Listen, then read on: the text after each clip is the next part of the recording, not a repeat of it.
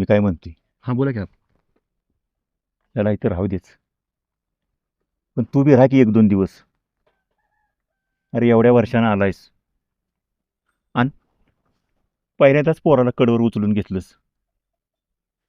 त्याला बी जरा बापावर जास्त वेळ घालवू दे की. हां, आणि हे बघ, रानावानात जरा फिरून ये.